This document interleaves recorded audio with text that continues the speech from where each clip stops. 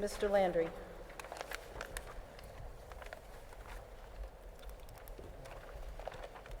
Madam Moderator, I move to approve Article 22 as printed in the warrant. Thank you. Article 22 has been moved and seconded.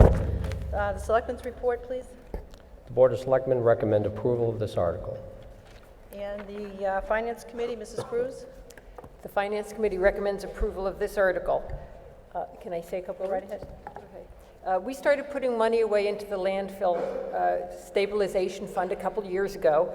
It now has, we've put it, this would be the third year of transferring $1 million into it. The landfill capping is scheduled to start in the fall of 2016, and the total cost is estimated to be $12 million. So if this article is approved, when the time comes to pay the bill, we'll be able to pay some of the costs in cash, and we will not have to borrow the full amount of money. The Finance Committee recommends approval. Yes, sir. Point of order. Keith Saxon, Weathersfield Drive. I understand the financial reasons to put the free cash, because obviously it's better than borrowing money. My question is that in January of this year, the design of the landfill changed substantially from the past. Now we'll actually have a liner to protect, to minimize groundwater and surface water contamination with the waste. But with that liner and that DEP compliant system, all of the prior reviews of costs for post-closure uses, the costs of those have changed dramatically because, for instance, when we talked about ball fields, the cost was much higher because it included putting in these drainage layers and venting layers and a plastic membrane. If I could ask you for your question? Yes. Well, Thank you. my question is, will the public and the residents have an opportunity to review the updated post-closure use options and costs and make a fully informed voter decision before committing to a design and post-closure use with DEP? And this is important because according to a document filed by our consultant on March 17th, the post-closure use considerations will not require any further public input once that initial step is completed under pre-design, which is, as of today, scheduled to be completed on July 1st. Can you address that? Yes, I think the answer is yes, we will have the necessary public hearings, but perhaps Mr. Cronin can answer this with more details than I. We're absolutely, Chris Cronin, Director of Municipal Services. We are planning on bringing our findings and some opportunities as well as some ideas to the Board of Selectmen. Of course, we'll welcome all public input at that time. Does that answer your question? It doesn't, are we still going to be filing the anticipated post-closure uses with the Department of Environmental Protection by July 1st? Because that would just be a selectmen's hearing. It wouldn't be a public vote for a $12 million expenditure. Yes. Yes to Yes, which? what? Yeah. You're still filing it? That we are still going to be filing? That is correct. Okay. Then, Madam Moderator, I'll move to make it. Go right ahead.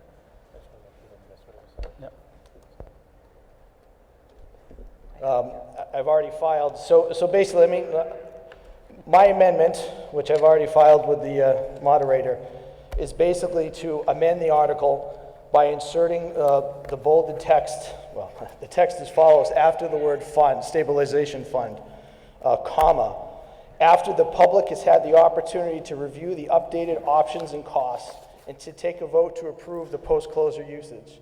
I actually had a photo. Wait a minute, let's get your amendment into the record. So you are amending the Article 22, and where are you inserting?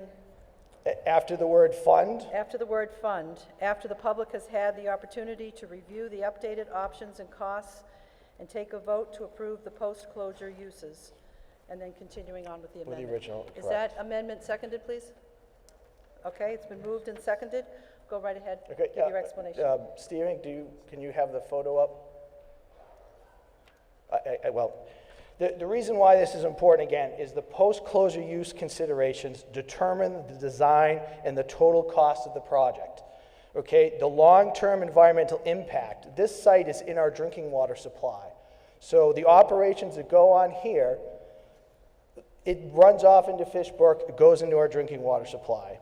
It also affects the long-term impacts on the neighborhood and abutting residential properties, and most importantly, for $12 million, the value and benefit provided to the taxpayer. And again, as I stated before, prior assumptions about costs for options are not valid, as the closure design has been updated to meet current environmental standards with a drainage layer and venting layer and plastic cap. And there are other options. The options are to cap it and leave it with the DEP recommended 5% slope. That's the cheapest option. We can install playing fields, whether they be ball fields or soccer fields. You recall, yes, we have some nice fields on Blanchard Road. However, 2 years ago at town meeting, we talked about buying land on Lowell Junction Road with the idea that we could put future fields. We have a site that could support future fields here. We could install solar fields. We could continue, this is a picture of I had that photo up there, of the DEP material processing yard, which handles items that are regulated by DEP, such as asphalt grindings, street sweepings, catch basin cleanings, logs and stumps, concrete debris, which is all currently brought to the landfill site. We could set aside, if we're going to continue that type of operation in our watershed protection district and drinking water supply, we could set aside a small quarter-acre parcel for a volunteer community recycling center for hard-to-manage items, a service that's provided in many of our neighboring communities, but which we do not have. So for that reason, I mean, this is $12 million we're expending. I think it behooves us as the public and have to vote to decide what are the options that are out there and what are the costs. Because once this is filed with DEP, the design is basically set and we will not have the opportunity to change it again. So I would urge you to vote yes for this amendment.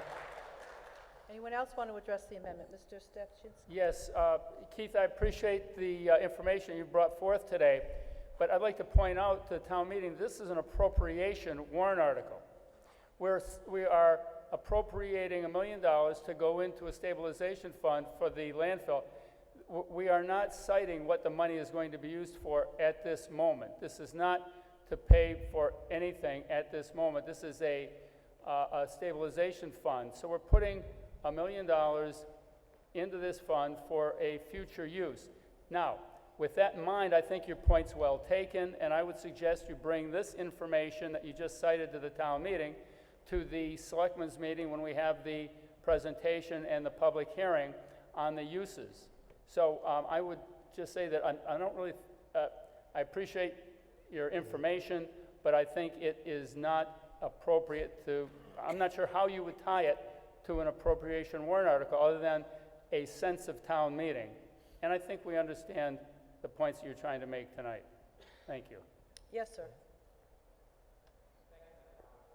If you could identify yourself? Yes, Don Bornstein, 10 Avon Street. Yes, Don. I'm a current member of the Board of Directors of the Andover Soccer Association, past president, current secretary. The information I've heard tonight from Mr. Saxon is the first I've heard of these changes or possibility for expansion on of ball fields at the Ledge Road site. Andover Soccer Association has been requesting, pleading, begging that we have some input on that process for years, at least 5 years that I'm aware of. And this is all new information to me tonight, and I believe it's all new information to my board. If what we need to do to get the attention of the Board of Selectmen on this is to attach something like this as an amendment, then we should do that tonight. We should be engaged in that process. We should know what's going on before those ball fields are closed. We have 300 to 500 kids that play on those ball fields every weekend. I didn't know these ball fields were supposed to be closed a year from this fall. That creates real problems. We should be engaged in that process, and if an amendment requiring the Board of Selectmen to have a public meeting so we can have some input on that is what's necessary to be contacted about it, then let's pass the amendment and make them talk to us. Okay. So somebody from the board? Yep, I can address that. Don, you've been very involved with soccer for many, many years, and the studies that we did about 5 or 6 years ago led me and the Board of Selectmen to conclude that putting play fields, ball fields, flat play space on the top of the landfill was very expensive. When we presented, when Camp Dresser, our consultants, made a presentation 3 or 4, probably 5, 6 months ago now, there were some residents from the area who were there, and they asked us to reconsider that. And we've asked Camp Dresser to reconsider. But I would suspect that we're going to get the same answer now that we did in 1908, that was 1908. It seems that long. You gotta love it. In 2008 or 2009, that the money is gonna be very high to put ball fields on top of that landfill. But the residents asked that we pursue that, and we've asked our consultants to provide those numbers to us as we did in 08 and 09. Madam Moderator, just very quickly, since that, we've been told for years that very same thing, too expensive, can't even look at it anymore. Since that conclusion was reached 5+ years ago, Andover Soccer has raised hundreds of thousands of dollars looking to put in a new ball field. Why don't we get to talk about this? Why don't we get to hear about the possibility that might be available before we commit to spending $12 million to turn ball fields into something we can never use again? Well, if I may address that, we made a decision 5 or 6 years ago to buy the property off Blanchard, and your association as well as the Little League participated in that because we had reached the conclusion at that time that the Dearman was going to be capped in a way that was not available for ball fields. As I said, we're revisiting it, and I suspect that we're going to find out today, as we did in 09, that it's going to be very expensive to put ball fields on top of that facility. All right, before I throw away my kids' Very, toys, I very look at them quickly, very please. closely to make sure they need to be thrown out and can't be reused or given to someone else, but I appreciate your time. Thank you. Madam Moderator, can I address the Yes. town manager's comments? Yep, 2 minutes. That's fine. Basically, as far as the cost of the field, so I would urge all of you to register for the e-file, which has all the filings. I do environmental work professionally. I review the files. There are many, they're numerous. But going through those files, and as confirmed by CDM on January 21st, the PIP meeting, the construction of fields, now that we're building a DEP-compliant cap, is very different. In essence, the reason why fields cost more money is because you have to have a flat surface, and you have to have the drainage, and you have to have the venting. The prior designs did not have drainage, did not have venting. Okay, so yes, a flat surface will be more than just keeping it as a green field, capping it with a 5% slope. But what's important to note is this this DPW material storage processing area also requires a flat surface. It's not, you can't just put it on a cap fill. You can imagine heavy equipment moving over a plastic liner. You have to build a different subbase, you have to make it flat. That also costs money. So again, the question is, shouldn't we as the residents who are paying this bill get a say to see what the options and costs updated for 2015 are before talking about something that was looked at 5 years ago, because there are differences there. Mr. that's- Manager, Thank you. if I may, we have a meeting tomorrow with our consultant. I think you're getting ahead of ourselves. This is a stabilization article. It's not a post-use article. We're looking at post-use. We're bringing that information before the Board of Selectmen and the town manager.